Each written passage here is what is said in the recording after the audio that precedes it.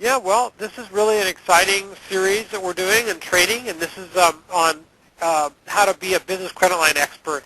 And there's a lot of interest in these small business credit lines, and especially non-recourse credit lines, with business owners that may not own any real estate. We focused a lot on real estate loans, and now we're going to focus a lot on the merchant loans, merchant lending. And I wanted to talk about that and get you excited about it because I think it's worth really getting into. So businesses need cash. Businesses need cash. There's no reason why you can't be in a position of getting a business the cash that they need. Businesses need all kinds of cash for all kinds of reasons. And the thing is that business owners have a peculiar, set of circumstances that make it really, really challenging right now to run a business in the United States. They need money for inventory. They need just working capital. In fact, I don't know if you've ever seen the situation. I was in a factory a while back, and it was like everybody who had been working in the factory were just put their tools down and left. Like everything was, like tools were out. Everything was like all about as though everyone had just been there a moment ago, but there were no people there. And I asked what happened, and what happened was business took off, and they ran out of money.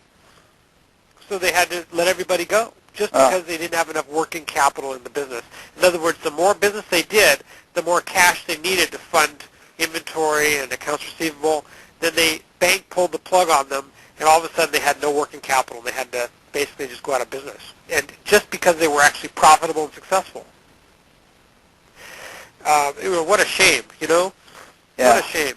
And I've seen that many times because the banks right now, unless you're in the SBA area or in one of these very clearly defined government-guaranteed loan sectors, the banks are very unkind to small businesses. Very unkind. And businesses need cash. And sometimes they need cash for just to buy out a partner. It may not be a strictly business use of the cash. Bank doesn't want to give you money for that. You may just have to meet an expanded payroll, or maybe you've had an emergency, or maybe you need to expand the business. And I can go on and on and on. Now what we're going to talk about is, in this whole course, is how to make money as a business credit line expert.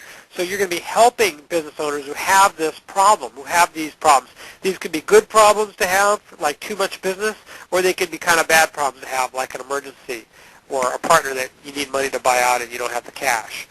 So these are the kinds of needs that business owners have. And what we're talking about are people who are in need of fairly small amounts of money. They're way below the minimums for a bank for an SBA loan would be interested, but they're not good material for the banks otherwise. So why not? Why won't the banks lend money to people who are in this universe of millions and millions and millions of small businesses?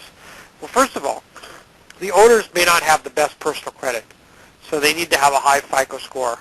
And a bank may forgive a few little blemishes, but if somebody's just had like a bankruptcy, or they've had some leads, or they've had some charge-offs, the bank's not going to overlook that.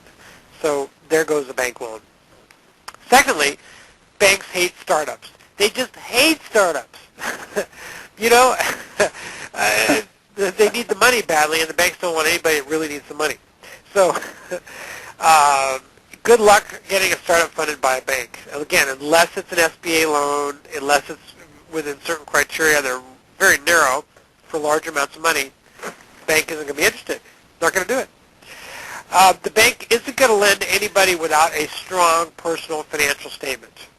So what do we mean by that? What are we talking about there? A strong personal financial statement. We're talking about somebody with significant stocks, marketable stocks, cash, paid for real estate. So that's first. They need to have a strong personal financial statement. And then second, the business itself has to have both a strong cash flow statement and a strong balance sheet, or really income statement. So they need to be making a net income. Usually the income has to be heading upwards. They have to have some assets on the balance sheet. And, so basically this only qualifies businesses that actually have a lot of capital invested. It's not going to work for a lot of different businesses that are on a shoestring, is it? Nope. And a strong financial statement, I mean, a lot of people now who are starting a business don't have that. They've just cobbled together money with friends and family, and they don't really have any money personally. So the bottom line is the banks today are not lending money to people that need the money unless it's a government guaranteed loan. And the government guarantee, what are the sort of the floor on the minimum that banks are interested in terms of a government guaranteed loan? Well, SBA will go down to 150,000. So you can do them smaller on the SBA platform. But just to make a point on this, as far as the banks go, this is all true. And I think overlaying on top of these factors is also the fact that many, many banks are not lending to anybody. Whether they're a good risk or a bad risk. We read a recent statistic that over two-thirds of any bank in any given state are actually not doing any commercial lending at all. So you have all this, plus you have the fact that many banks are actually just not lending at all. So it's quite a conundrum for small businesses that need cash and need capital. And the ways that they used to do it were with lines of credit at their local bank. And it seems that those have really dried up for the most part. Yeah, they have pretty much dried up. I was just reading this. In fact, we're at multi-decade lows in terms of the bank lending money to small businesses. So the credit lines and all those sort of loans that may have been $30, $40, $50, $60,000 lines of credit are gone. They're gone. Yep. They're gone. And completely. The only people again are very strong government guaranteed people or people who need money and it's secured by real estate and they have plenty of equity. And I know you're saying that the SBA goes down 150,000, but I have found it very difficult for anybody to get a loan of that, even that small in the SBA lender, because the bank. Well, yeah, let me clarify that too, because that's the SBA guideline. But to find a lender, a couple things there. To find a lender that's going to do the SBA loan again can be a challenge.